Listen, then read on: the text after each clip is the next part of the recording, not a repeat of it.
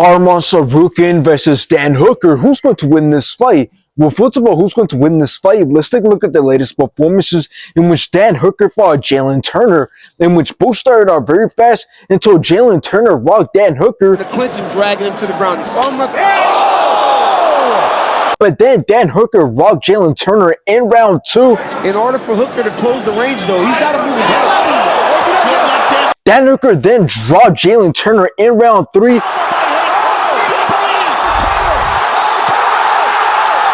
And Dan Hooker won by decision. Dan the Hangman Hooker! And after this, Dan Hooker went up to fight Mateusz Gamrot, in which Mateusz Gamrot rocked Dan Hooker. The wrestling, and that's when I'm going to land the heavy shot I need to. Oh, he hurt him. But then Dan Hooker dropped Mateusz Gamrot in round 1. He's one of the toughest guys in this entire. Big left hook for Dan Hooker. But then both went back and forth. Both had some great shots. But Dan Hooker won by decision. Now let's take a look at Arman Tsarukyan's latest performances, in which he fought Beneil Dariush, in which Arman Tsarukyan knocked out Beneil Dariush in round 1.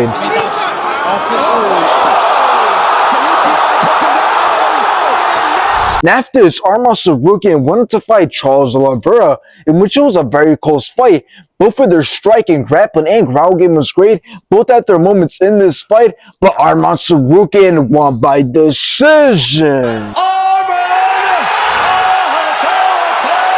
Now, I can't wait to see this fight because not only am I excited to see Arman Tsarukyan back in the cage, but it's also going to be really exciting because it's basically guaranteed that the winner of this fight will go on to fight Ilia Topuria next and probably at the White House. So let's talk about how this fight's going to go. Well, here's the thing. The UFC basically just gave Arman Tsarukyan that title shot that he deserves because they give him stylistically one of the easiest guys in the top 10, since Dan Hooker's only a striker and he's not even a great striker. All he's really good at is being able to put on a crazy and entertaining performance by going back and forth on the feet, letting his hands go, and at the same time taking a lot of punishment. But we're not even going to see much of that, if any. So the way I see this fight going is that Arman Tsarukyan will easily dominate this fight, and there's not much to say, as I believe he's going to look really good on the feet, and when he shoots for a takedown, he's going to get it, and from then on, he's going to be in control throughout the whole entire fight. He's not going to let Dan Hooker get up, and if he doesn't find a submission in under 3 rounds, well, then it's just going to be him dominating on the ground, putting a lot of punishment on Dan Hooker, and he will take the win by decision. The only way that Dan Hooker can possibly win this fight is if he does a good job of defending most of the takedowns throughout the whole entire fight, outlanding Arman Tsarukyan, and he takes it by decision, but this won't happen. And honestly, I'm so confident in Arman Tsarukyan that I believe that he doesn't need to use his wrestling to win this fight. He can just strike with Dan Hooker, and even then, Dan Hooker won't be able to make it a close fight on the feet, as I believe Arman Tsarukyan will do a really good job defensively, and he'll set things up and land some big shots here and there. And Dan Hooker will struggle to touch him and land anything significant. And after Arman Tsarukyan wins this fight, like I said, he's going on to fight Ilia Topuria. And here's the thing, I believe Arman Tsarukyan does not need to finish Dan Hooker in order to prove that he can beat Ilia Topuria, because Arman Tsarukyan is not a finisher. His style of fighting and arsenal is what's going to give Ilia Topuria big problems, not his knockout power.